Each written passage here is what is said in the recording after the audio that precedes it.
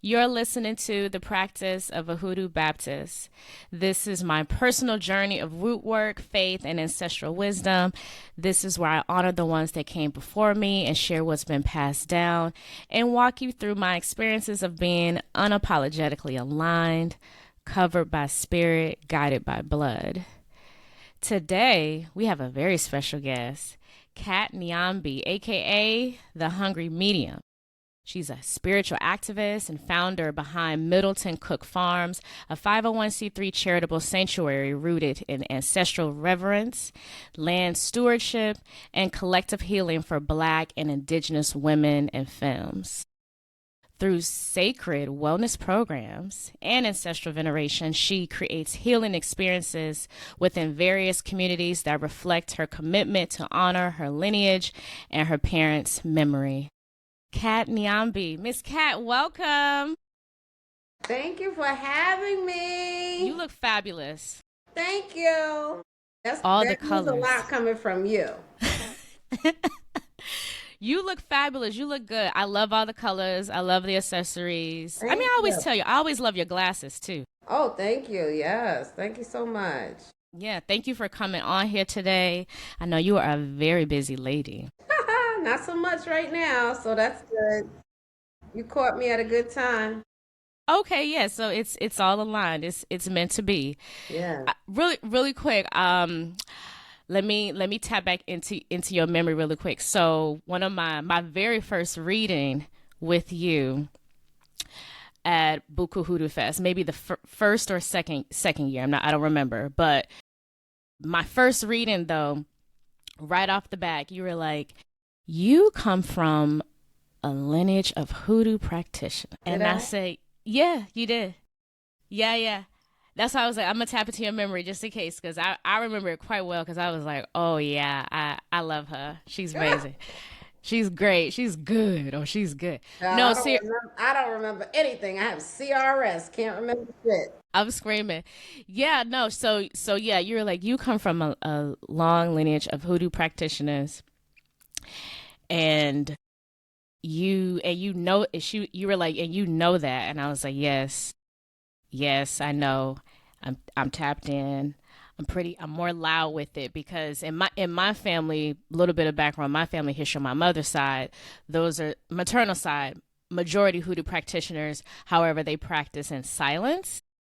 And so from folks like me and my mother's sister, we're a little bit more open and loud with it, but not necessarily in a way of like advertising it. And Yeah. because my aunt is it's a real personal thing with her because she has the gift of sight. So that was really cool validation for me because we've always had to express ourselves in private, or it's just always been a thing where certain family members or folks outside the family members just know, but a lot of them are Yes. elders or they passed on. So Yes. that was really cool. And the last thing we talked about, we did a full reading, but one of the last things we talked about was you told me how there's folks in my family who have passed on, but as far as their resting spot, it's not necessarily leveled, or they're not 100% resting because of where they are. Something's going on with the land or wherever they are. I'm tripping you out, but this is what you told me. And so and so I was like, and I was like the cemetery, and you were like, yeah, it's something that's not quite right. You need to look into that. So I told my mother, and we looked into it, and my mother was like, wow, what's really interesting is that there's somebody that doesn't have a headstone, so maybe we need to look into who doesn't have a headstone. So we called. She figured out that it was her uncle, who's my grandmother's older brother, but he passed about 20 years ago, and we were under the impression that another side of the family, another family member, was going to look into the headstone situation. So when we looked into it, we realized he does not have a headstone. And then further, more investigation, we noticed that there was another family member that was buried in the same cemetery close to him, and where he is, there's like a it's like a little swamp, Mm, like a creek situation, and it had gone through some flooding. mm.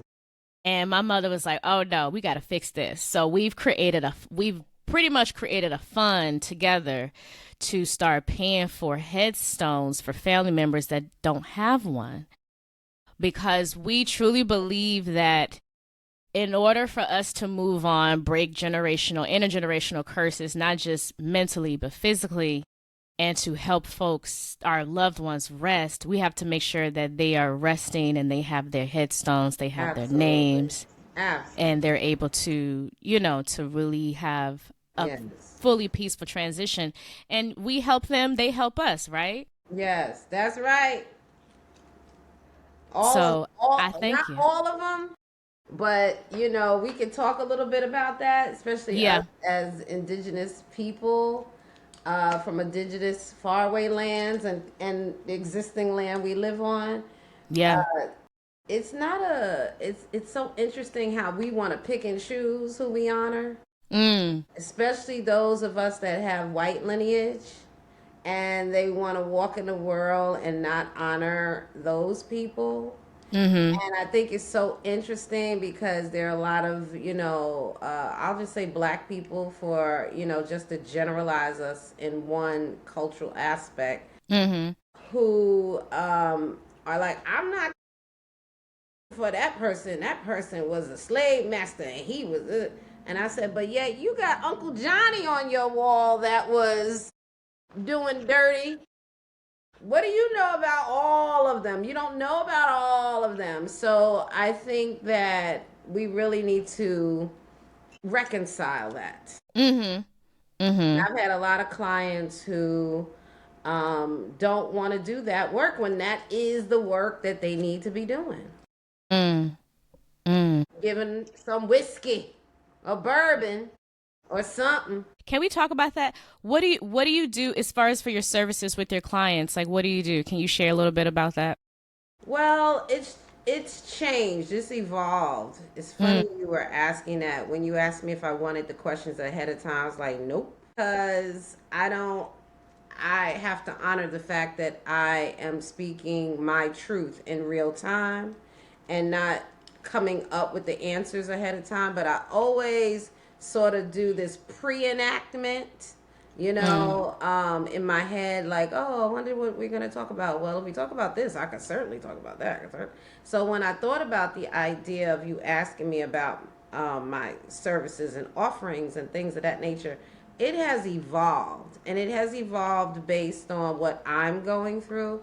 I think healers need to honor their true path and course, and things are constantly changing for all of us, especially in regards to what the collective needs from mm-hmm. us.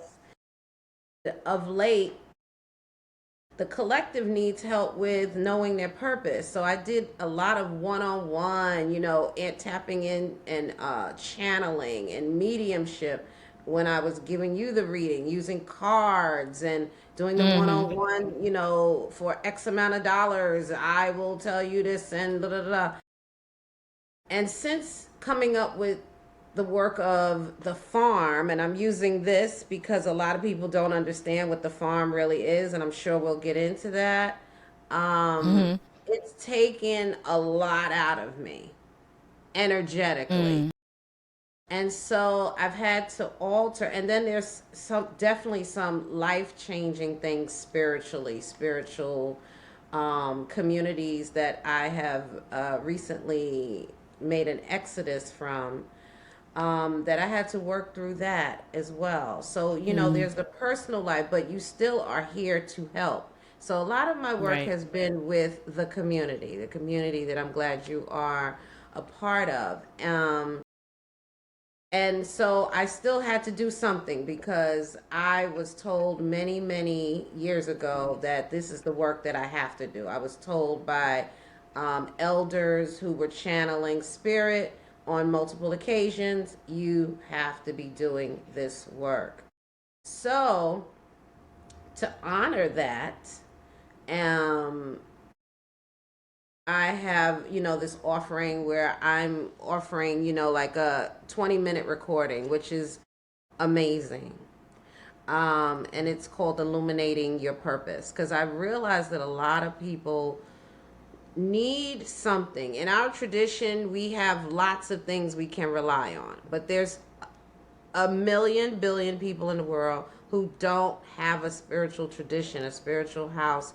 And if they only knew what their purpose was, and how that ties into your wound, that how it ties into, I guess we'll call it North Star, for lack of a better word, how it looks to use your Venus energy to attain and follow the path of purpose. So I've just been tapping into, I've been joking a lot about, I'm not an astrologer. I do.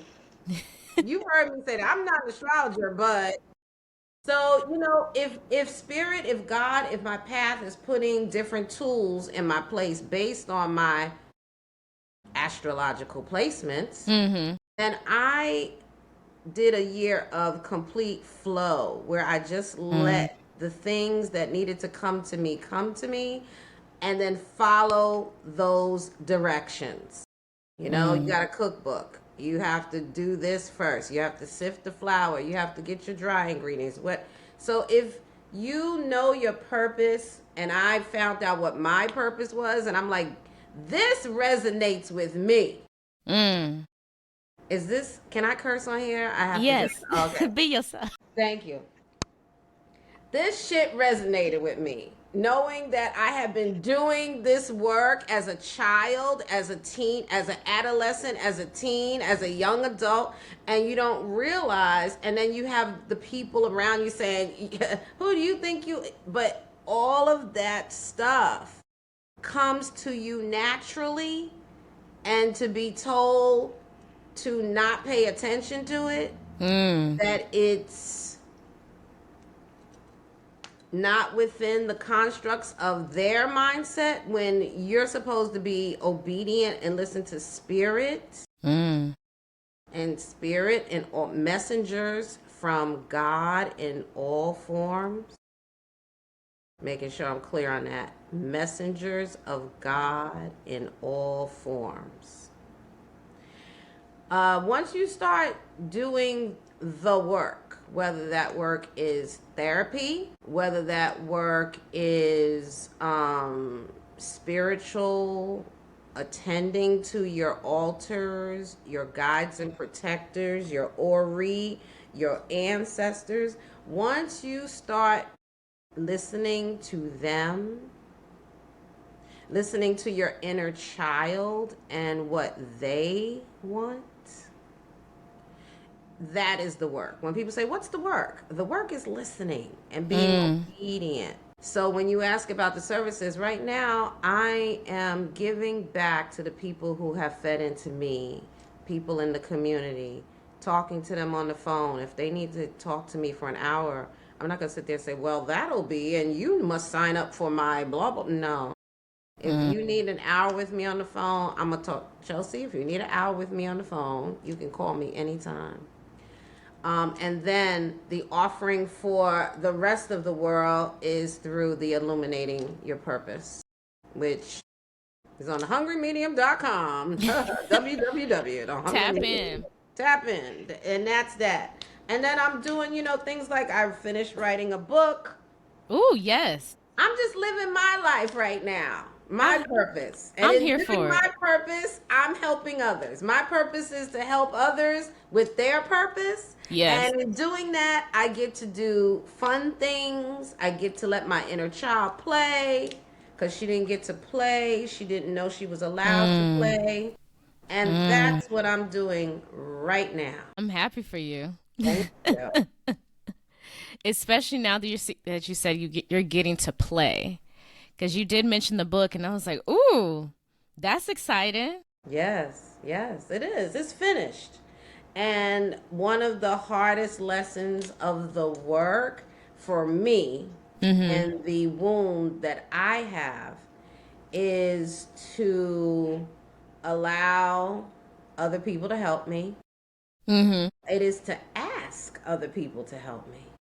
So that is what I'll be working on next. Getting someone to help me get it out to the world. Because one thing we like to do as humans, you'll hear me talk about humans a lot. Humans tend to do self-sabotaging things or are reluctant to do certain things because of fear of rejection, fear of not being liked or loved. And I've worked through a year, actually longer than that. I'm 58, so I've worked through 58 years practically of living a life of doing things in order to be loved. And if that becomes a habit and becomes part of your construct, the work involves coming out of that hole. Yeah. In doing the work, you mentioned listening.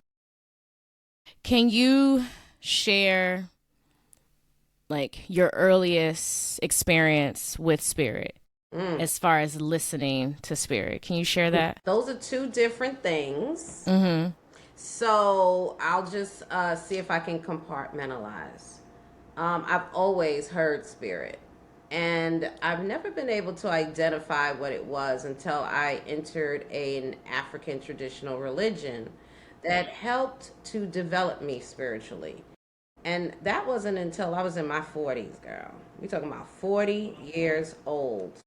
Before that, I really had church. I think it's important for your listeners to know that I grew up in the church. I was raised in the church, not as a PK or anything like that, but damn near. My mother was a serious member. So I came to her later in life. She had all these other kids that weren't going to church, but she had me in tow at least twice a week. She was going the other days. I had to go to rehearsal for either junior usher board Okay. or the gospel angels, gospel choir. Honey, I was in the Yes. gospel angels. So in church, my first experience with spirit had to be how much joy took in watching people get filled with the Holy Ghost. It was one of my favorite things, unless it was my mother. Same. Then it was Same. embarrassing, but I loved it. All the kids would be laughing. You probably heard me say this story a million times. All the kids would be laughing at the people, and I'd be like, and then I became, because of my Scorpio placements, I became the she ain't really feeling no Holy Ghost. She's faking it. Oh my That God. was that was my entertainment while whatever else was going on. I don't know what else was going on. It Yeah. Listening to the pastor was the worst experience I ever had in church. The singing and people being filled with the Holy Ghost was my favorite. So that was my first experience. You know, this topic, this title is about haints and like ghost stories. And I would have to say that my first experience with spirit was being born. Mm. Being born into a home that was traumatized by an experience, an episode, and a horrible tragedy that happened 11 years before I was born. We could talk about that, but I would say the outcome of that, my first experience with that, is that I truly believe I was reincarnated as my sister who died. Mm. And trigger warning, my sister, who I did not know, died when she was 2.5 years old, tragically, in the same home that I was born into. So, due to lots of things, we probably have to have a whole podcast interview about it, but I'm actually writing a book about that now. Amazing. I truly believe I was given the opportunity to be born as her, reincarnated. So that's really my birth being the first. And then we had incidents of exorcism in the South, where I currently live, Charleston, South Carolina, because I was born a Gemini. And I was born a Gemini in Scorpio's house. So Oh, I'm telling people about themselves. I'm pretty yeah. sure. You know how Yeah. you talk about tapping into memory and I was telling you I can't remember shit and all this stuff? It's on purpose. It's on purpose that I don't really have a really solid memory of my childhood. I can give you little things here and there, um, but the experience of understanding and knowing now in retrospect that I was telling grown-ups about themselves. I was telling grown-ups about things that were happening before I was born, and there's no way I would have known that. Hmm. So I know that my mother sent me down south, which I came down south here every year as a kid. Um, but they call it tarrying. Have you heard of this? No. But you do know that Pentecostal churches came out of hoodoo tradition. Yes. Yeah, Yeah, I'm aware of that. right. So there's this thing. So a lot of people who learned from Mason, I believe Mm-hmm. that was his name, were doing a lot of hoodoo practices in the church. Yes. And one of those practices was tarrying. And through my research and through my conversations with my only living aunt on my maternal side now, who still lives here, Charleston, um, I had a memory of being brought into a church when I was 8.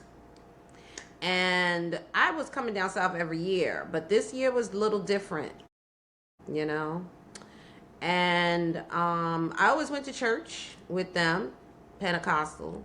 And I definitely know that that church was developed out of, the movement, Mason's movement. And when I was interviewing my aunt and asking her, what happened that day? What happened that day? Because I remember it like a dream, and no one ever talked about it again. And I wondered, like, why isn't this like a conversation? I feel like, and I'll tell you what happened. I'll tell you what I remember, and then I'll tell you what my aunt told me. And then I spoke to the son of the pastor of the church, all family, my uncle, my aunt's Got husband, it. their Mm-hmm. family out there in Mount Pleasant, honey. These people are so spiritual, and they decide to take that and put it into something safe. We are always seeking things that are safe, and Christianity is safe. Mm-hmm. Christianity was safe for us. If you want to understand why we take that route, it's because it's safe. Mm. You talk about your family doing it. You use the word quietly, but the word I heard was in hiding. Mm-hmm. Yes. And Absolutely. the same for the Yoruba Lukumi tradition that had to bring that religion to all the parts, not just Lukumi, but Candomblé and voodoo in New Orleans, Cuba, Lukumi. And if you think about hoodoo, it's because we didn't have as Christians when those English people, the English didn't have saints for us to hide stuff in. Right. Right. So we really was doing secret shit. Yeah. So now I'm telling you a story of how they did it in the church. Mm-hmm. And when you try to look this up on YouTube, you ain't gonna find nothing. Because I'm gonna tell you what happened to me. Now, I haven't gone any further than my experience because I was like, listen, I got enough to deal with. I know what happened and I know why they did it. So I guess I was talking too much, which was normal for me. And I came down south for the first time by myself, which was weird because normally it'd be me and my mom on that Greyhound bus. But when I was 8, they were prepping me for the plane. I was going to get on the plane, honey. And all by myself. I'd never been on a plane. And the first time Mm-hmm. I ever got on a plane, I was by myself, 8 years old. Wow. which is weird, right? You think about it, weird. So they're telling me how to sit because they had a dress on me. I'm like, why are you telling me how to sit? I know how to wear a dress.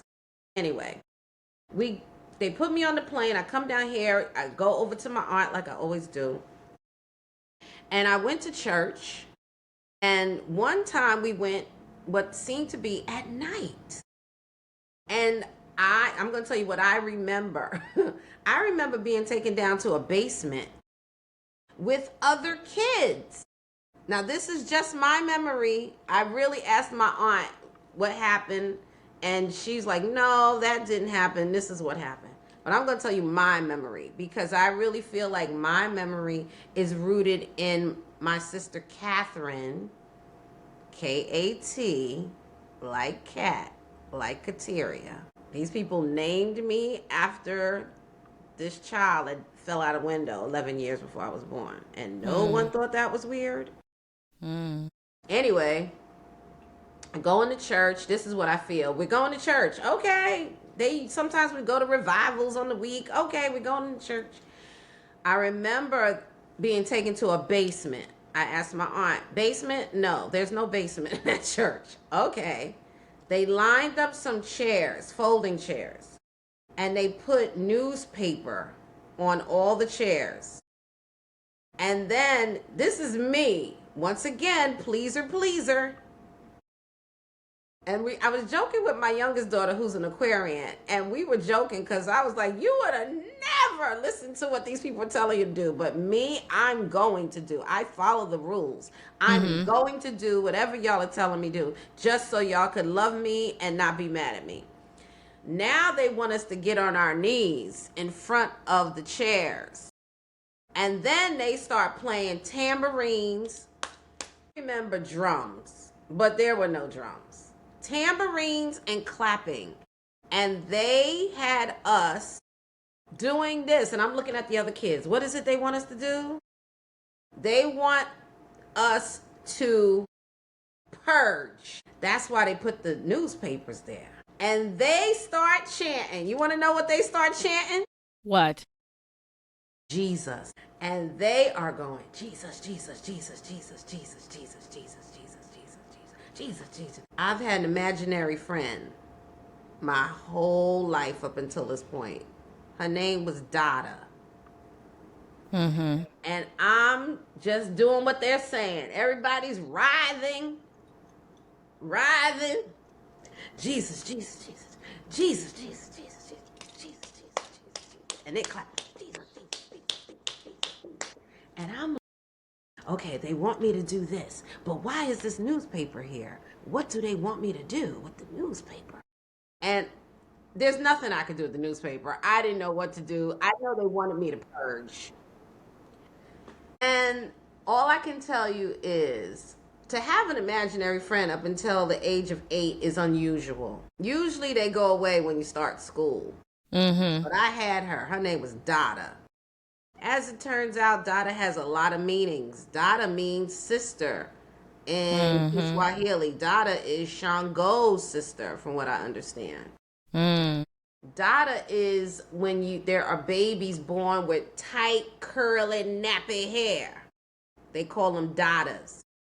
Dada is an Orisha. So, and my family knew Dada. So I might have been telling them things like, Dada said. And I remember my mother saying to me, tell Dada I said. I used to be like, well, Dada said. And I'm sure Dada, but let me just tell you, Dada didn't come home back with me. I don't remember Dada after that. Wow. But did you see or hear Dada while you were there? I don't remember. She's probably the one. I've had like a child. Here's the 8 years old. When I say my whole life, I should say I was a pleaser for 50 years. And it's so funny, I just turned 58, and that moment happened when I was 8. And here I am living in Charleston, South Carolina. This is the moment where I'm having one of those realizations right here on your podcast interview, live and in charge, you know. But Dada might have been inner child. Dada might have been Catherine. Dada might have been all the things that I was and was meant to be, but it was removed. She was removed. She was blocked because of this act called tarrying. And I am saying that the adults are always doing the best that they know. They were not trying to harm me. They were guarding secrets. And now that I moved here to Charleston 3 years ago, the secrets are revealing themselves about my mother, about the land, about who I am, about who people really are in my life. Yeah.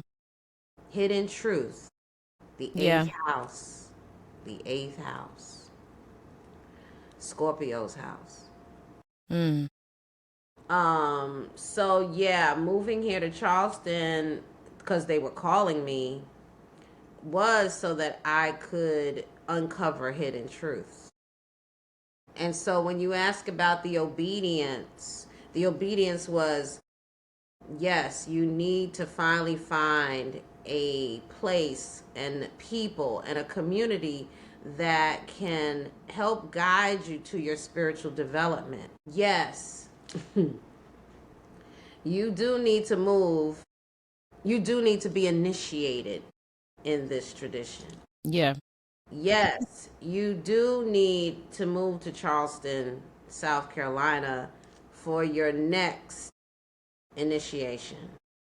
Because initiation is more than just becoming part of a community and going through the rituals of that. Initiation is the work you do on yourself to elevate your guides and protectors that live throughout you, whether you want to call it your chakras, and the information you get from your body is information you're getting from your spirit guides. Your spirit guides are throughout your whole being, and that includes your body and the energy sources in your body that speak to you. You know how people say, oh, well, you need to listen to your intuition. And people go, well, what's that? That's the parts of your body that are signaling you that something is wrong, or something is right, or something is good, or something is bad. Those are your spirit guides. That's how your spirit guides work. They're not these necessarily spirits that are surrounding you like the devil and the angel on your shoulder. They are already in you. Yeah. Yeah. Because you had this personal experience with your imaginary friend who could have been, and very much like, I love that you said Dada could have also been your inner child. Yes. And I think that's super important, because I think a lot of folks don't consider or talk about their inner child, even when they are, from their remembrance, if they are 10 years old, 5 years old, just that voice that you have, right? And also considering that Dada could have also been a spirit, the spirit of your sister, the spirit of a child, someone in your lineage. I was gonna say, how do you, because of that experience, have you defined spirits, ghosts, or even haints as like, do you compartmentalize them into like, this is this is negative, this is positive? How do you differentiate the two, because you had your personal experience? So I'll share, like, for me, for example, my one of my aunts, her father passed away. I was really cool with her father when I was little. I was 4 or 5 years old. I remember him like clearly. It was like an extra grandpa, and he passed away. And by this time, he may have been either the first or second funeral I attended as a kid, because my grandparents, very adamant about me going to funerals, and they would go to wakes, they would go to funerals, Like it's a party. yes, like it's a right, and that's maybe why I view it. It's normalized, and I actually thank them for that, because to me it's normal. Yes. But yeah, I remember attending, viewing his body at the wake and going to the funeral, and I vividly also remember after that seeing him in my grandmother's house, looking at my aunt, and also remember like seeing him in the hallway and saying, "Oh, okay," and then laying back down and going to sleep, like it's nothing, like it was nothing. Like it's nothing. And yeah, because he had on the same suit they buried him in. He looked like himself. It wasn't dark. It wasn't eerie. It didn't feel unsafe. He looked peaceful. He was just looking at my aunt and being in the house. And I remember the next morning, my mother and my aunt were talking about it because they different fathers, but he was like my one of my grandmother's boyfriend at the time. Like he always been there. So they're just grieving, but they were talking about seeing him in the hallway, and I was like, oh, y'all saw Charlie too, and they were like, Little you. yeah, little me, and from that, I also remember my mother saying, like, okay, it's okay to talk to us about it, but don't Yeah. tell anybody outside that you saw Uncle Charlie in the house, Yes. you know? And so that I was just like, okay. But, they had a whole talk with me. Like, they questioned me, like, what did he look like? And I confirmed everything. I confirmed he had on the dark brown suit, and Yeah. he had his hair was cut, and he had his little cap on. We buried him in like one of his favorite like a Kango hat. But yeah, I was just confirmed everything, and they were tripping out, and they in the conversation they were obviously trying to discuss, like, is she gifted? Can Was it just something that we all could see him? Does he have something to say? Is there something in the house? Like, these are just the kind from what I remember, but it was just so clear and so vivid. And from that experience moving forward, for me, I just never looked at everything like it was negative or all Right. these things are demonic. Yes. And Yes. even Yes. the Yes. word haint, I never really heard that word growing up, haint. Yeah. And it was just, and we also didn't say ghost. We just called the person by their name. Right. And that was just that was just Love it. it. So I'm always so curious for, especially Mhm. now, being in the time that we in and having these spaces that we're creating, you and I, and these Yes. communities that we can have these conversations. Yes. So I'm always so curious to how other people either define ghosts, saints, spirits, haints, or whatever, and how that came to be for them, and what experience kind of shaped that for them. Because for me as a kid, that Yeah. was it, and it was just like, oh, okay. Yeah. It wasn't like that for me. And that's part of the whole thing about Christianity. Mm-hmm. Yeah. So, because I grew up in the church, and you'll see it all. My mother was a Jim Crow refugee. She fled Charleston in the 40s, mid 40s, 1940s. I had an aunt. She passed away right before I moved here, who was considered the family witch. And now that and the thing is, she and I would always tussle. She and I would always tussle when I was a kid. She'd be like, "And you look like blah blah." And she and my mother were like this. They both were Jim Crow refugees, went to Harlem, from Charleston, and were thick as thieves. But they were very different people. Very, very different people. My mother was quiet and fun loving and demure. My aunt was the family witch who didn't take shit from nobody, and she had a reputation for doing root work. Mm-hmm. And I saw how people treated her, Mm-hmm. and I wanted nothing to do with that.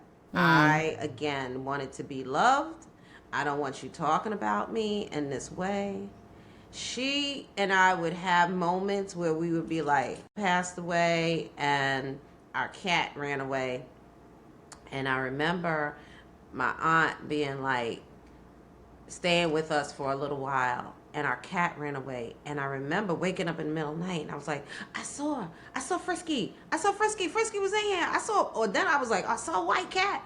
And she was like, Teria, did you really see a white cat? Like, she would always, now in retrospect, I know that she and my brother, who's also passed, I know that they would always ask me questions, Mm-hmm. like your mother and your aunt were doing. Mm-hmm. And now I realize they were asking me questions to get information, but I was just like answering them. I never had the nurturing of this gift. So I decided to take the route of the good girl, not make any waves. It wasn't until I guess I was in my mid-20s that even before I was in this tradition, you see how long it took me to get to this tradition? Mm-hmm.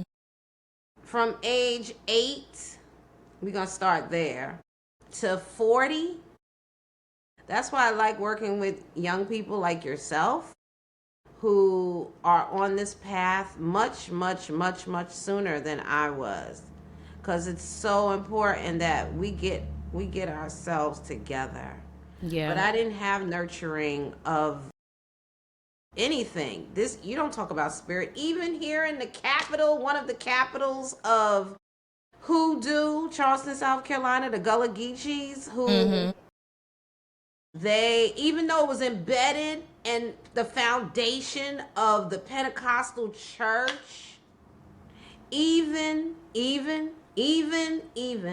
and the thing about it is, this, Black folks here will talk about God and Jesus and the church, but as soon as they need a healing, Yep. I'm telling my uncle, 80-something-year-old uncle, he got sent the ashes of my said aunt, this his sister, Mm. and he was told to hold these ashes until her daughter could come get them or whatever.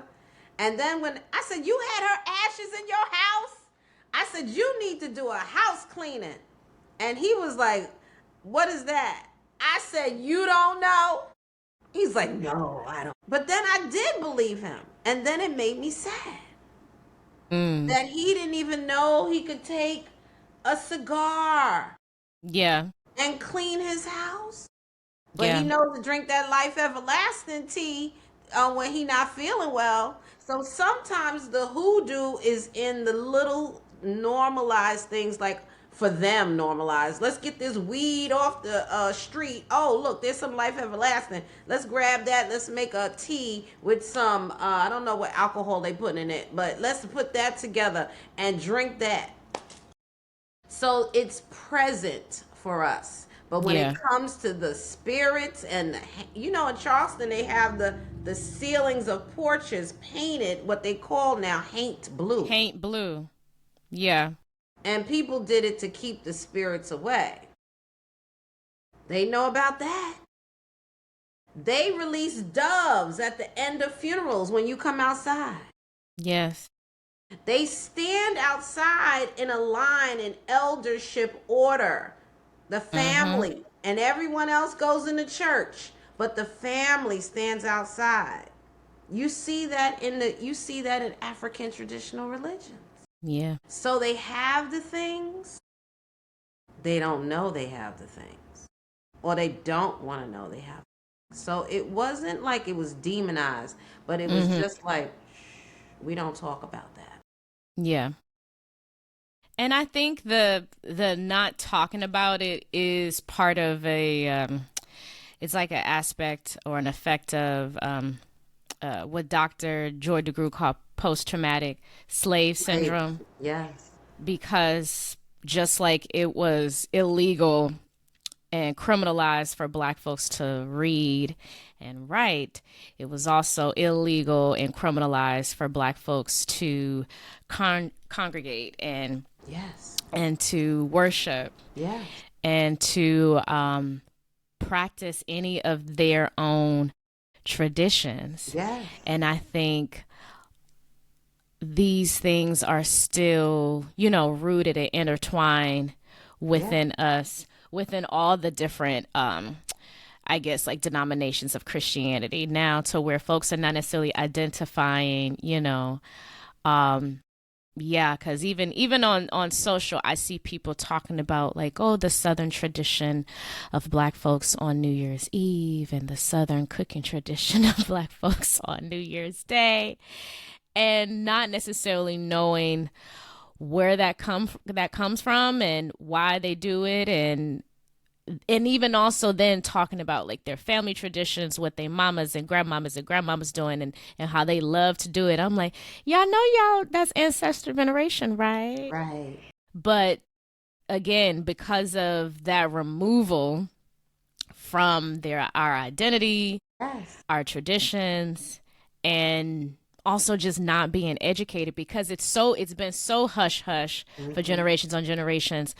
Some elders not telling you why you do this and why you do that and why it's so important. So yeah, it's a lot of these things are just, they're lost, but at the same time I think we're coming back to it We too. are.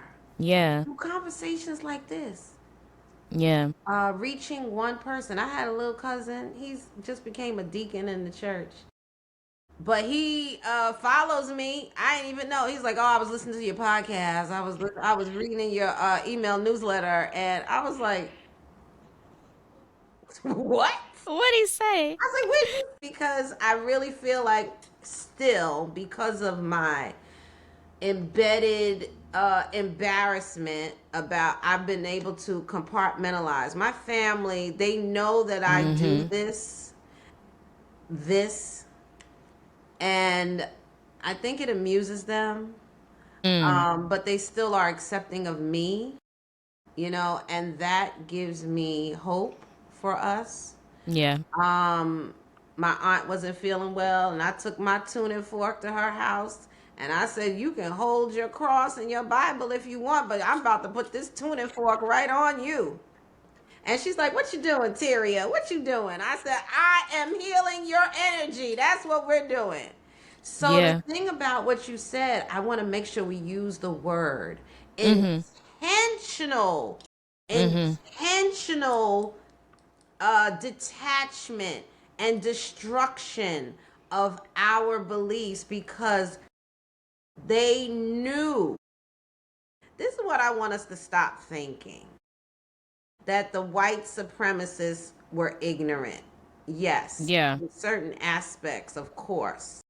But they were very intentional to separate us from our spiritual traditions. Purposeful to separate us from our spiritual traditions. Purposeful to break up families.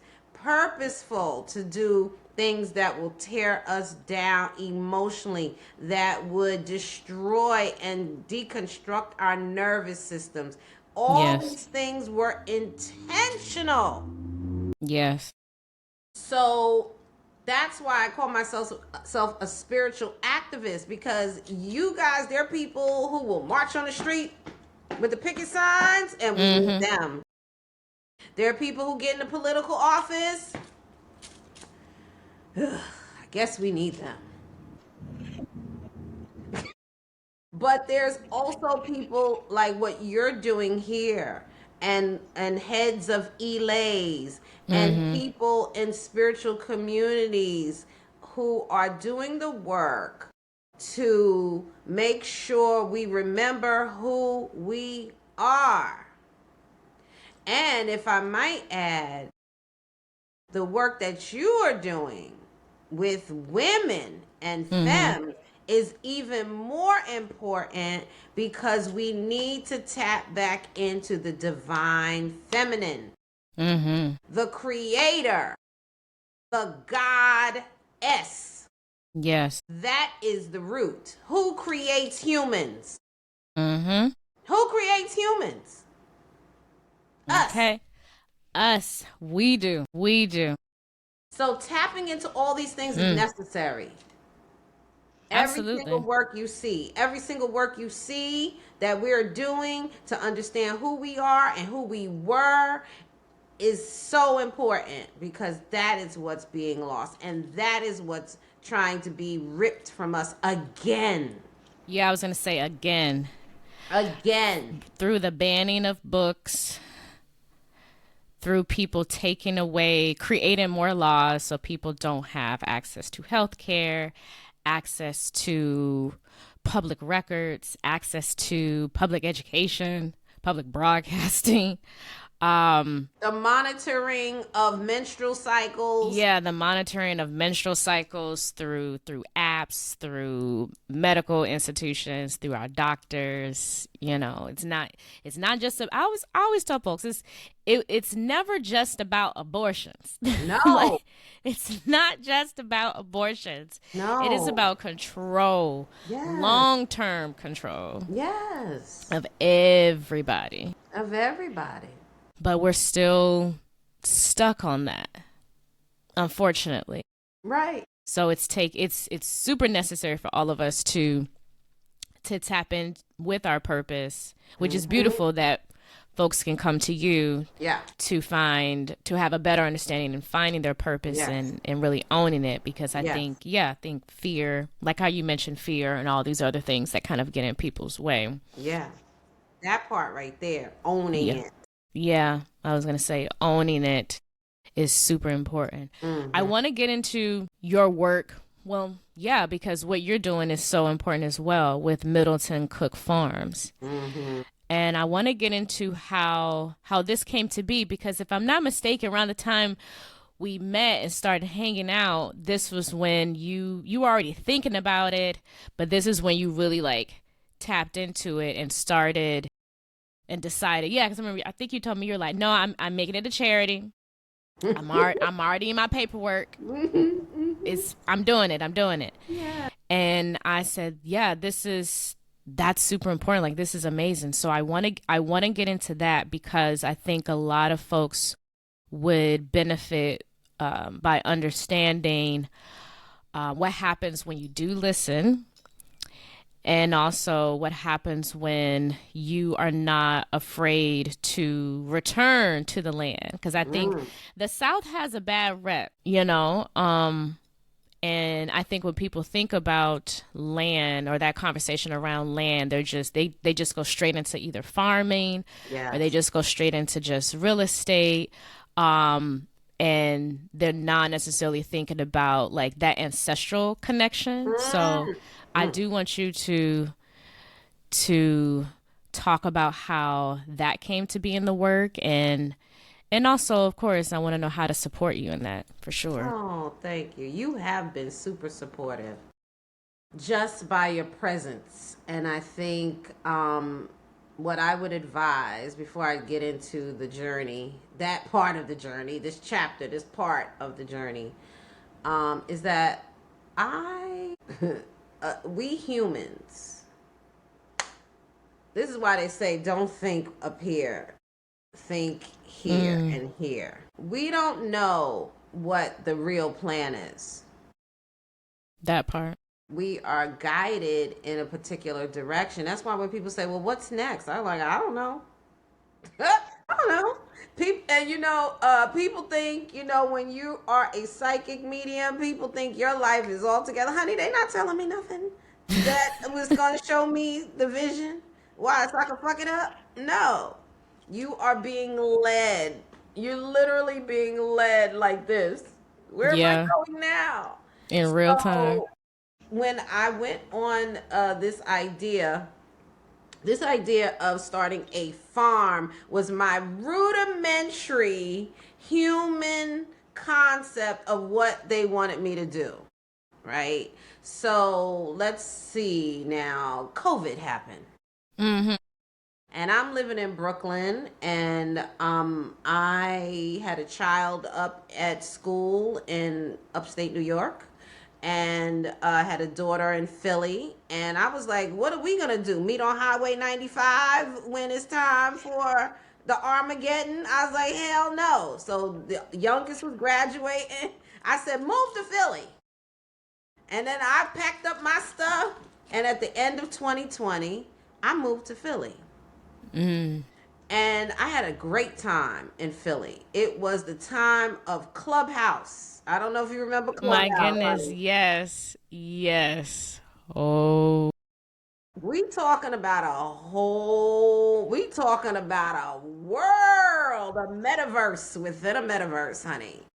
And me and my addictive behavior into learning and new concepts, I just dived into there and I became a personality. I was a personality on IG. I said, bye, IG. I don't know what y'all talking about over here. I'm going over to this new thing where these people are acting crazy. But not on, let me tell you, Clubhouse taught me about plant medicine. Clubhouse mm-hmm. taught me about farming. Clubhouse taught me about cryptocurrency. See, okay. Clubhouse taught me about human design. It taught me about numerology. I was in all the streets, Oh, all the yes. streets. I had a following. We started a group called Black Folks and African Spirituality. Mm-hmm. It was like 30, 40,000 members. We were Yeah, talking to people from all over the world. yeah, It was expansion on fleek. And I yeah, wasn't standing up there talking like a talking head. I was in the rooms, honey. I yeah. was in the rooms listening. I was going to the Japanese rooms. I didn't even know what they were saying. They were speaking Japanese. And I was sitting right in them Japanese rooms. No, So, Clubhouse was fun. Clubhouse was fun. And it was a Had some great people on Clubhouse. I met There's folks that I still talk still to to this this day. day. Yeah, But one thing that came out of that was the plant people, the land people. How do we yeah. get land? And so my human mind is like, I want land. Maybe I should go back to Charleston and try one more time to reconcile my family's land. That's a whole nother story. But also it introduced me to the idea that it was time for me to take a psychedelic journey. Mm-hmm. So I think you know that story. That psychedelic journey was the beginning. Really, 2020 and me getting a reading and learning about Chiron and Yeah, astrological placement was really the beginning. Next was going on a psychedelic journey after doing all the research and connecting to all the right people. That journey where I asked for one thing, Chelsea. The one thing, my intentionality into that journey was one word, intentionality, and that was the truth. And I didn't know anything about this Gemini in the eighth house, Scorpio, heavy placements in the first house. I didn't know anything about that really. I didn't understand any of it. And you heard me say this before, when you ask for something in a psychedelic journey of those, you talk about ancestors, mm-hmm. psilocybin, mushrooms, they are our ancestors. Yeah, I agree. They are the ancestors. And I took a journey in 2020. And two journeys in 2021. All that time I was saying to myself, oh, I need to go down south and get a farm together. Because that's all my human mind could gather. Mm-hmm. Go Yeah, down south and start a farm. So I said, Middleton Cook Farms. And then when I came here 3 years ago, I did the nonprofit. And it's going to help. And I was working on it and building it in Philly, the concept of it. But then when I came here, it was all about, okay, now you got to find the land. But then about 2 years ago, when I started it, I think, I forget if it's 2022, I decided to start this nonprofit, put in the paperwork. I see you had Dr. Ayoka Wiles on here. That is mm-hmm. my god sister. She did everything for me. Wow. She Yeah. did all the paperwork. That's what she does. Mm-hmm. Yeah, because she's amazing. Yeah. She's amazing. And she would say, no, I didn't do everything. Humble. I was like, girl, you did everything. Okay. I just gave you the information. She filed, everything. Now the paperwork is together. Now what? Well, maybe, when I was in Clubhouse, I heard about this platform called Geneva. I found out about Geneva back in Clubhouse days. We talked Yeah. about 2021, 22. And so 2020, 21. And so I went and started a community because, again, in Instagram, you're a talking head. Community is this. Yeah. Community, it may be a talking head, but community is also the people engaging with one another. And I didn't see that anywhere. I saw that nowhere. And then we started calling that place our small metaverse of 200 and some odd Black and indigenous women and femmes. We started calling that the farm. Because what were we doing in there, Chelsea? We are growing. Absolutely. We are planting seeds. We are, what do you call it, pollinating. We have women in there with children who are learning about the moon signs. They're learning about their inner child. We did the breaking the cycle readings. We did the grandmother's hands. We do somatic body work in there. Yeah. All virtual. Yeah. We call ourselves flowers. That's the farm. My favorite activation of the farm was the conversation between you and Dr. Ayoka Wiles about prayer. I mentioned that to her during my interview with her. Because I told her that's essentially how I discovered her, or a different way of how I discovered her, because I had her book. I hear Lofi song. Have her book, and then going back, once y'all did that conversation, I told her it's one of my favorite. It is truly one of my favorite virtual workshops or conversations that during that time, because everybody was virtual. Yeah. Everybody had a workshop, a panel, something. But that was one of my favorites. I told her that it was really cool to watch for anyone that may feel like confused or unsure about how they pray, as far as their language, as far as how to set their intention. I was like, that it was such a great blueprint, no matter what your religion is. No matter. Yeah, so that's definitely one of my favorite conversations from back then. Can I tell you something about Ayoka in that book? We were talking about this. So part of spiritual development in the Yoruba Lukumi, and I'm being very specific about saying Yoruba Lukumi as opposed to Ifa. People just normally say Ifa. No, I'm not talking about Ifa. Ifa is a part of our tradition, okay? Orumala is an Orisha and a deity that is part of our tradition.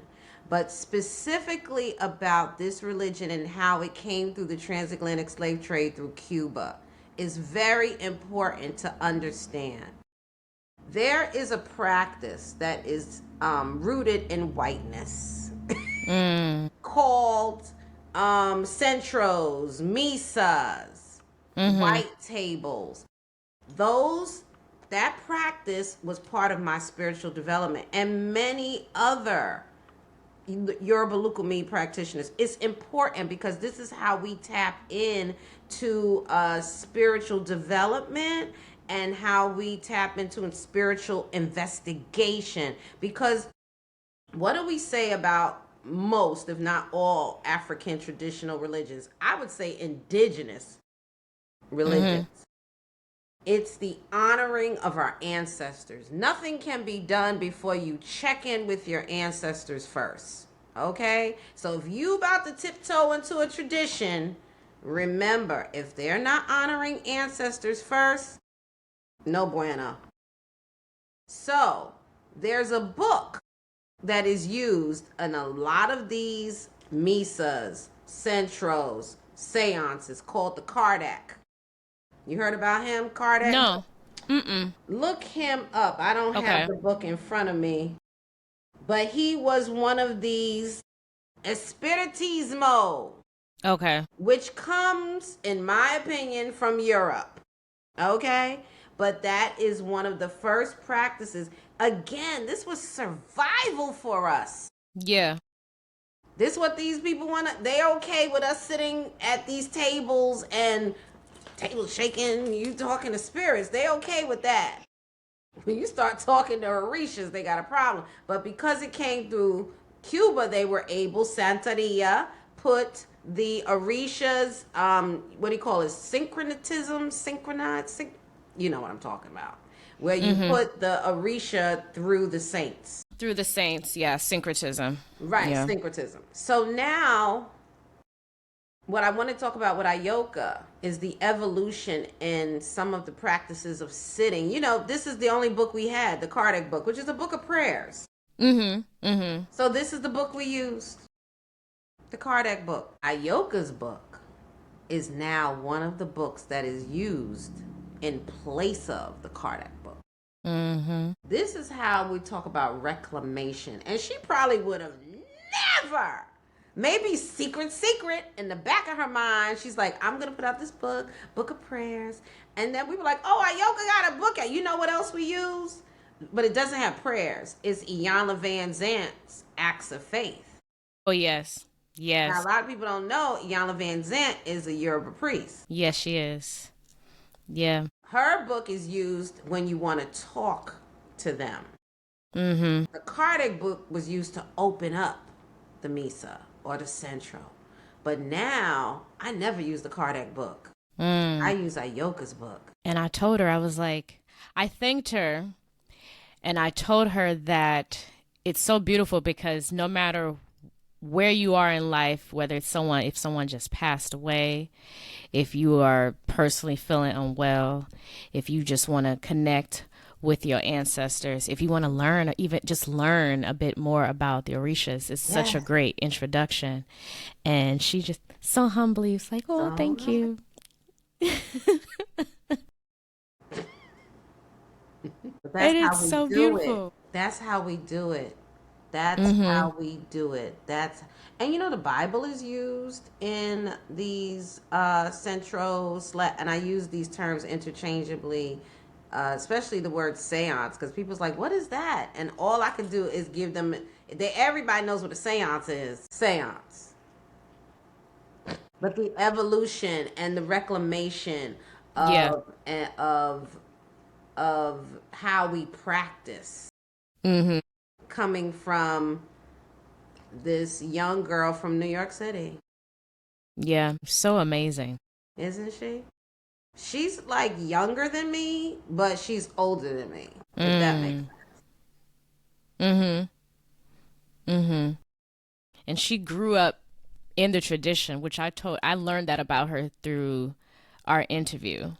And I remember I asked her, like, when was your first, for what you can remember, your first experiences with spirit, or when you learned. And she said, I believe I learned spirit and experienced it for the first time when I was a child through dance and through song, because my parents, that's what they did, and that was just normal for them. And my mother sang to me when I was in the womb, and she danced, and it's when I felt my freest. Everything was just so natural, so normal, and that was my first times, and I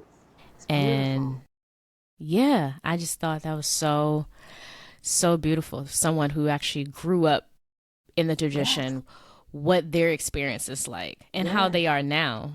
Yes. And she has children who grow up in the tradition. Yes, exactly. Yeah. This is reclamation again. This is how it happens.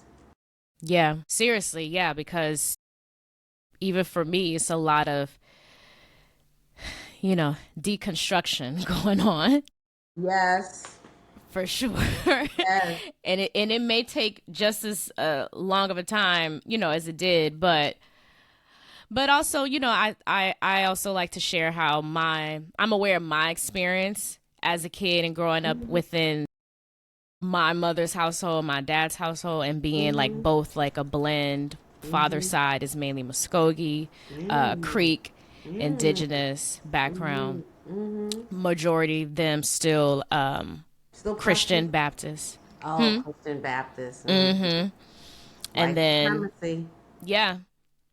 But then my mother's side, Hoodoo, Creole, Alabama Creole, um, and even then, like that on that side, that generation, I did my genealogy. I went all the way back 10 generations past the white folks. So even when you were talking about white ancestors, I have pictures, I have conversations with them all the time because that, I mean, it's still, they're still present. It still makes up, you know, my mother growing up with her mother being, grandmother being essentially biracial or white passing. Have you seen the film Sinners? I did. Okay. So when I took my mama to go see Sinners Mm-hmm. and she saw the character Mary, Mm-hmm. who, you know, didn't really want to have nothing to do with white folks. Mm-hmm. It was with us and she was family. My mother was like, that is your great grandmother Mm-hmm. because that's what she looked like. Mm-hmm. She didn't want to have nothing to do with white people. Mm-hmm. And she was like, I'm sure it was out of trauma. Yes. And you know, and she was like, but was the hoodoo lady. Yes. And I think because of what she looked like, Yes. she was able to navigate in certain ways. And I Absolutely. asked my mother, like, you know, were there ever people that came by the house or friends? And she was like, I mean, if they came to the house, they was on the porch, they met her outside. Unless they knew Wait, you her. mean white folks? Anybody that wanted to come like for her services or just needed something, because she was more so about like the health, like modalities. Yes. So yeah, like, because my mother said she said they were never sick when she was still alive. When they were kids, they were never sick. And she maybe had one other friend who looked like her, also white passing, that was practicing, and it was just very like very hush hush. And yeah, and she was like, it was just so much within that film that part of it inspired the podcast, actually. Really? Yeah, for sure. Because so this is your episode would be essentially, maybe I've done a few episodes with just me speaking and talking and just sharing, but you are guest number 2, essentially. Yes. But I have, my goodness, I'm so excited. I have so many people lined up. Even Dr. Sharu, who's the hoodoo consultant for Sinners, she's agreed to come on the podcast too. Oh Yeah, my I'm gonna talk to God. her. Yeah, because essentially it's because when I took my mother to watch Sinners, that was like the first time for her where she's seen representation of the practice, the tradition, that wasn't negative. Yeah. And also it wasn't, you know, nothing super spooky about it. It was all, you know, and it was natural. yeah, it was just They had the kids coming to get their what did they some come? High John. Hi John, the Yeah. Conqueror. Yes, that was so adorable. Yeah, super sweet. No, everybody a part of that film, they did it right. So yeah, and we talked about it, and she just shared a lot of things that just reminded her of her her grandmother, my great grandmother, from people not coming over to the house, them not allowing people in the house, them not taking everybody's food. That's right. If somebody came and said, "Oh, I made this pie for you," or whatever, so my grandmother would be like, "Oh, okay, thank you," and then tell her, "Girl, go throw this in the trash." Right. Like, no, absolutely not.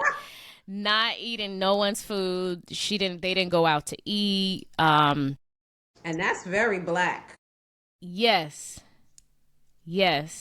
That's even to this day. My Aunt Teresa does not like to go out. She thinks it's a waste of money and time, and she can make that at home. But that's rooted in something else.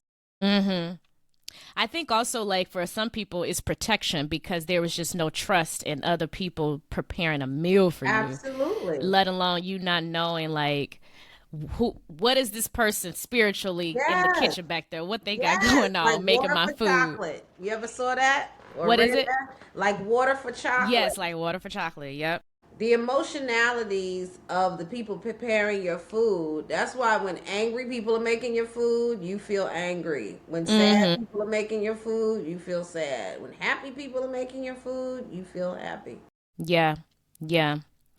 Really, it's interesting because Yeah, one of my aunts who's gifted, she just kind of tapped more into cooking and like homesteading, if you will.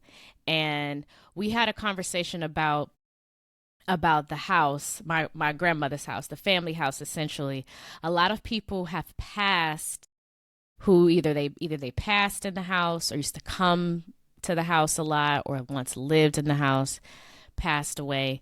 And so when they moved back in the house, and this has been in our family almost 4 generations now, but when she moved back into the house, it was a few disturbances. Mm-hmm. I bet. Yeah. And at first it was just very, like a shock and just like, oh, I don't know. Like, it was just very like negative coming from her, like just Mm-hmm. confusion or just, I don't know. I was like, well, maybe they're excited to see you. Is this the aunt who's in a hoodooist?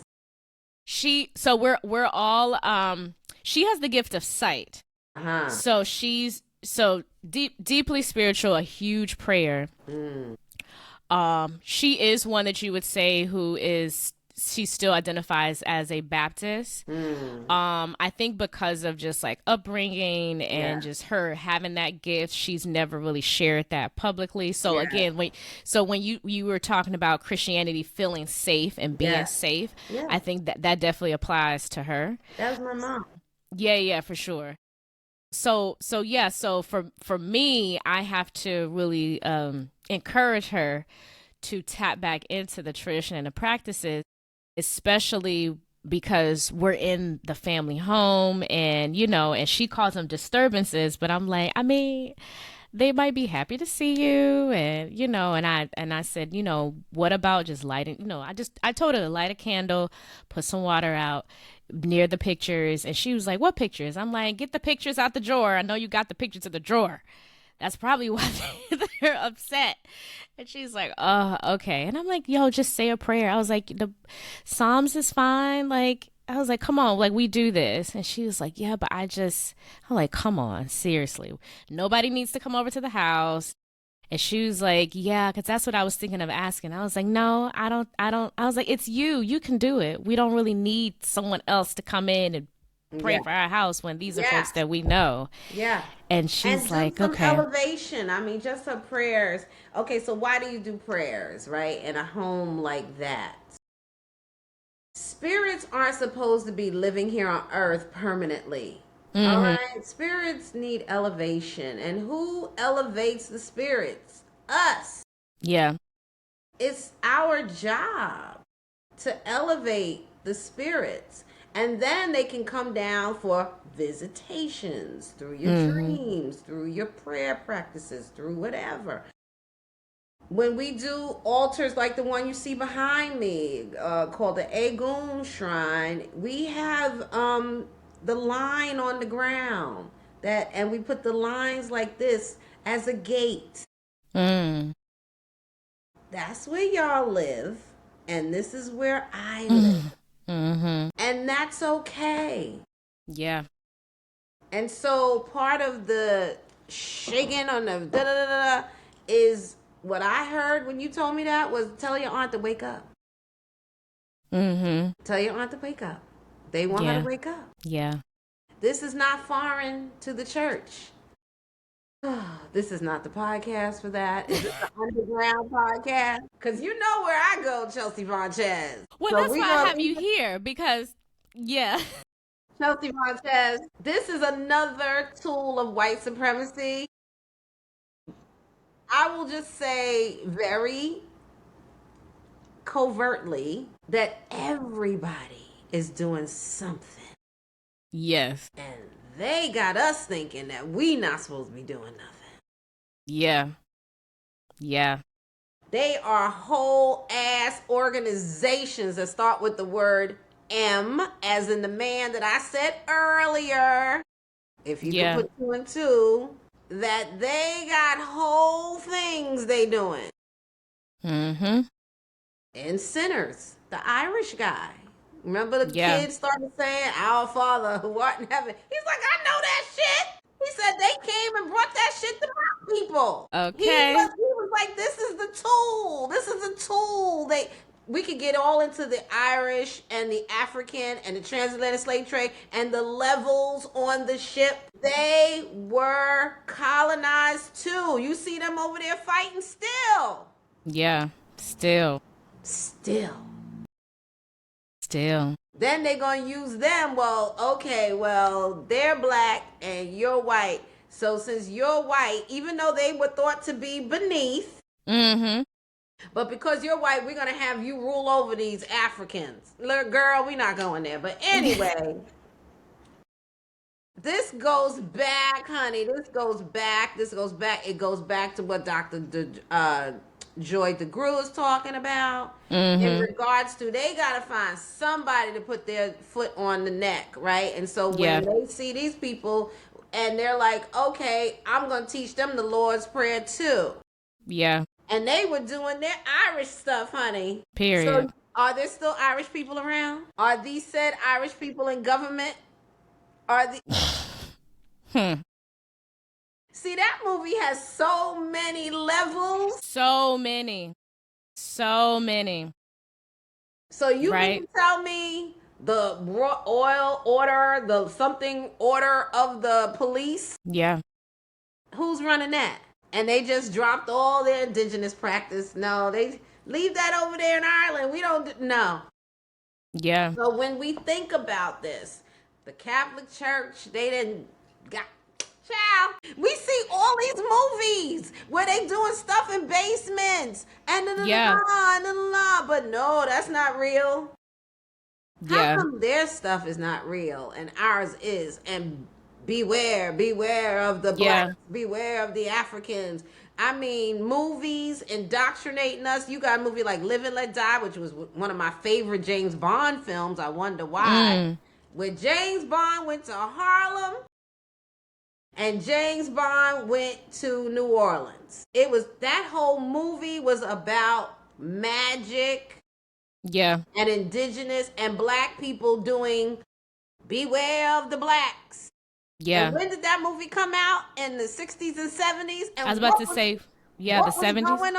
What was going on in Harlem? Girl, the movement. Every time they feel us doing something, this is still within the realms of this topic. Yeah. Every time they see us about to do something movement-wise, you will see them put a movie out, a TV show out, something out to try to make us afraid of ourselves again.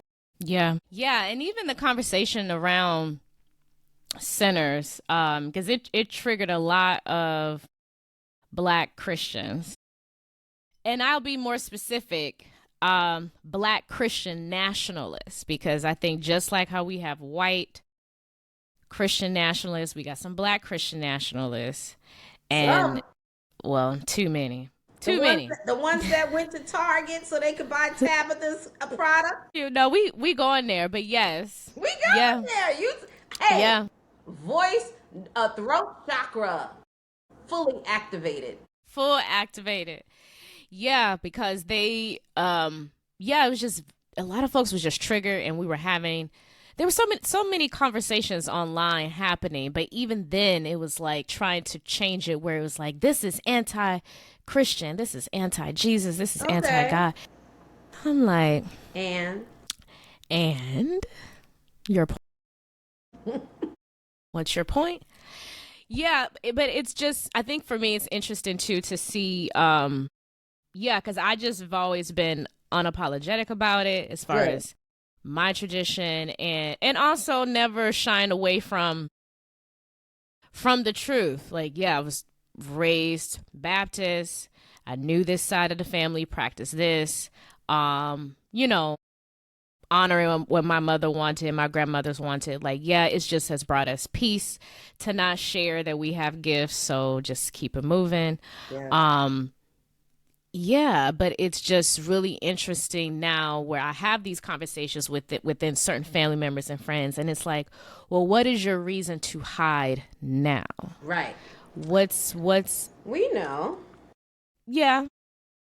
And I just want them to kind of think about it, because they're still hiding even in private, even even in the house, just Yes. being afraid, like, hey, just put the Yes. pictures out, Just put the pictures out. dust them off, That's right. sit down and say a prayer, That's right. put And some wake water. up. And wake Yeah, up. and just, Wake up. yeah, That take a term from moment. do the right thing at the end where they said wake up. Mm-hmm. Wake up. That's Yeah. why we're here. That's Yeah. why your aunt has you. That's why the new crop of children being born, new crop of children being born to these mothers who are waking up. Yeah. Because, I talk about in the book I wrote, Dear Chiron and Aries, Mm-hmm. I have a Scorpio moon, right? And so that is centered around secrecy. So what did I need from my mother? I needed to know who she was. And I already told you, I think I explained, there was no way for me to know who she was because she was hiding her whole spiritual foundation because of trauma, because of the escape from Mm. Charleston, because of the fact that she lost two children tragically. Mm. So I never got to know her. I'm working with women specifically, mainly, and this is maybe coincidental, mainly with women who have young children. Mm. And so what happens is that's an influence that my mother, this is how you elevate them. Because of what I'm going through to heal myself, the healing journey of discovering that I've been living in a shell and Yeah. not speaking is detrimental to the future generations. So imagine all the mothers of these women who aren't speaking, who aren't living in their truth. So when I'm being told you are a mother, you are a godmother, you are a leader, you talking about listening to spirit and how I didn't want to listen. You are this, you are that, you are this, and not understanding because my human mind is thinking, oh, they mean within the construct of initiating people, and no, they mean that my voice in talking to young black women and Mm. femmes who have children. Why do I say black women and femmes? Because the divine feminine flows through all of us. Mm-hmm. And I'm trying to tap into that ear. And if you have an impact on future humans, that is important that you get yourself, gather yourself, learn yourself, be your true, authentic self for your children. That is spiritual activism. Mm. How can we, for folks out there listening and beyond, how can we support you between the Hungry Medium and Middleton Cook Farms? That's a great question, and I'm just going to be very blunt. I need a book agent. Okay. My human mind, Yeah. because it's the human mind, but it's based on being guided. Just a few days ago, it was my daughter. Like, mommy, how's anyone going to help you if you don't ask for help? Mm-hmm. My thing, and here's, I want to tell the people that are listening, whoever's listening, and you know how I am, Chelsea. I just need one person to hear me. I don't care. One person. If I Yeah. can reach one person. If we, what we do as a defense mechanism not to be judged and not to be rejected and not to be abandoned is we will whittle down a dream. Mm. And so Spirit led me to write this book, Dear Chiron and Aries, which is just letters, love letters that I wrote to women with this placement. And then people contributed to it. It's so powerful because Aries is the first house in the zodiac. And Chiron is where the wound is in our chart and in our bodies and in our consciousness. and my mother and father were Chiron and Aries. I'm a degree away from being a Chiron and Aries. I'm a Chiron and Pisces. It is almost impossible to have a parent and a child with the same Chiron. I'm only a degree away. The children being born Chiron and Pisces and Chiron and Aries right now are the children I'm impacting. All of this is not lost. This is not a book just for people who have the placements, the people who have the impact on the children with this placement, had mothers with this placement. And so I wrote the book, and then I was like, I didn't ask anybody for help. So I'm just going to print out 100 copies and pass them out on the street. That's the whittling down of a dream. And I said to my daughter, I said, yeah, I'm just going to print out like 100 copies and just hand them out for free to people on the street, like the pamphlet, you know, like the Watchtower. Like the Daily Word. What was the one the Muslims had? The Muslims used to pass out something. I can't remember. The black Muslims. Yeah, you know, yeah. No, they in LA they still pass it out. I forgot what it's called. Bean pies and everything. Yeah, with the suits on. Was it called Final Call? I think it's called honey. Final Call. Yeah. Final Call, honey. I was gonna do some Final Call shit and hand this book out, and my daughter's like, "What?" So when you ask that question, I know what I need. I need a book agent. Yeah. She was like, just go on YouTube. Actually, it was my youngest daughter, not my oldest. It was both of them, separate times. The Cancer, who was my mother, and the Aquarian, who was just like me, living up in the air.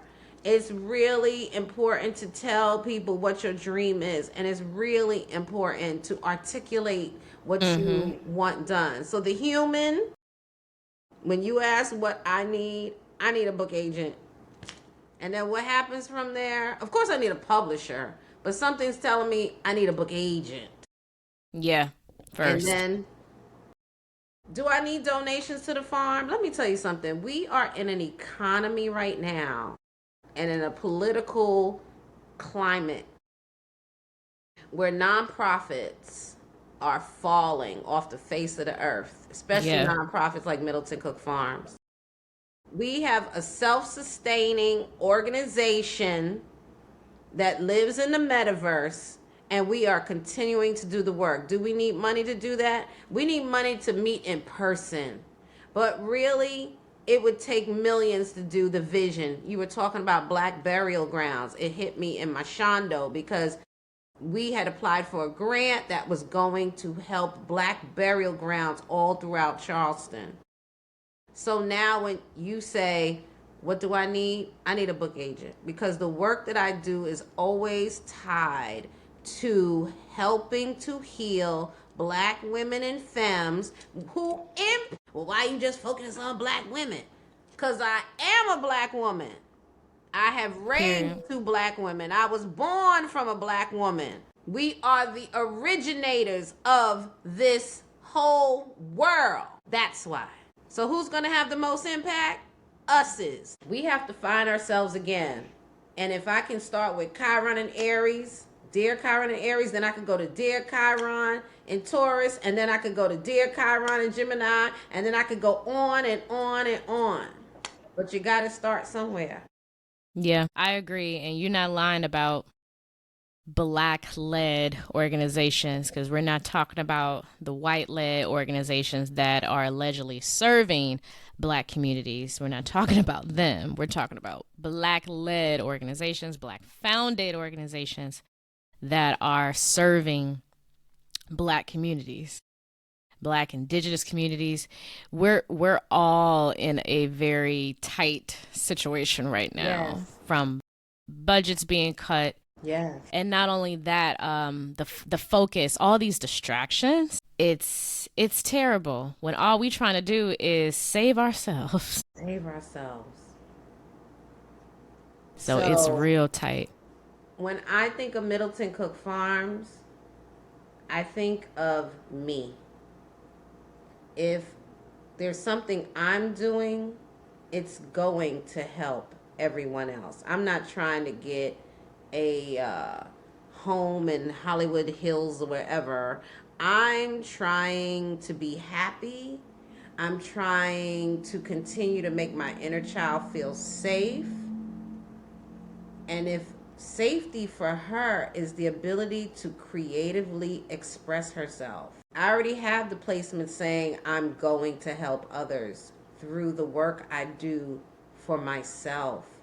And writing is creative expression. And if I could live as an example, a reflector, a human design reflector, and mirror and reflect back to everyone else what it looks like to heal oneself, no matter how hard it is, and no matter what your wounds are, and going through the fire of understanding that you may do something and it may make people not like you anymore, but you get to say, I don't give a shit, because I'm doing how I'm being led. My body is leading me to paint. My body is leading me to write. My body is leading me to create and live fully and freely so that my inner child is happy. Our inner child is a spirit guide. I don't know if y'all know that. So I'm listening to the spirit guide of my inner child, who wants to do all these things. She wants to have joy. She wants to be playful. She wants to have pleasure. She wants to travel. She wants to do fun things now. And I have a community of Black and Indigenous women and femmes like yourself, who I call my guardians. Because y'all be you remember how you were my guardian at the art event? Yeah, needed it that day. But it was a fun day. That was a beautiful day. I felt so super special. Being able to honor my goddaughter while she was going through her initiation process, and having you there meant the world to me, because the healers also need support. And we were supporting one another that day, you and me. Yeah. Because that world, you ever saw something Buzzsaw? I can't remember the name of that movie. Child, the art world. I needed you. Yeah, I'm glad to have been there with you, because it was beautiful. We had a great time. And it's always a good time. It's always a good time with you. You too, Chelsea Von Yeah. Chaz. Thank you so much Your hat. for... I love you with your hat, honey, with that hat. Oh, yes. I'm going to keep a hat on. That cowboy hat. Protecting my head. That's right. Thank you so much for talking to me today. Thank you for having me on here. I'm excited for your podcast. Thank you. Me too, because these are conversations that I want to hear, and I didn't really see nothing like this online coming from someone who is who grew up in this space and that's now feeling called to build communities with other folks, because I'm sure there are other people out there who feel the same, who want to learn, who want to understand. Thank you. You're very brave. Thank you. Appreciate you.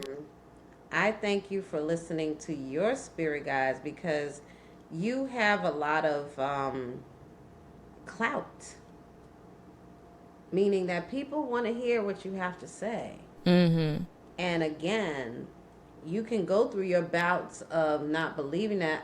That's not true, first of all. Someone else could go through your bouts of not believing that and do nothing.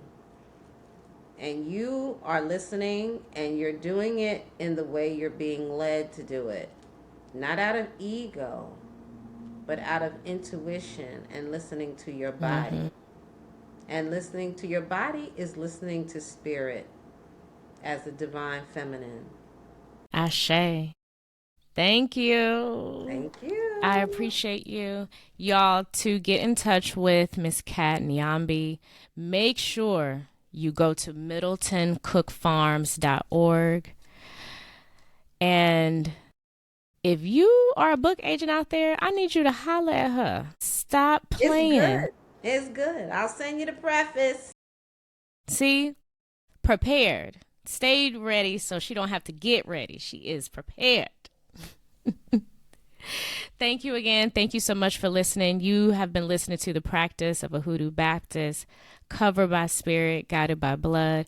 Until next time, peace.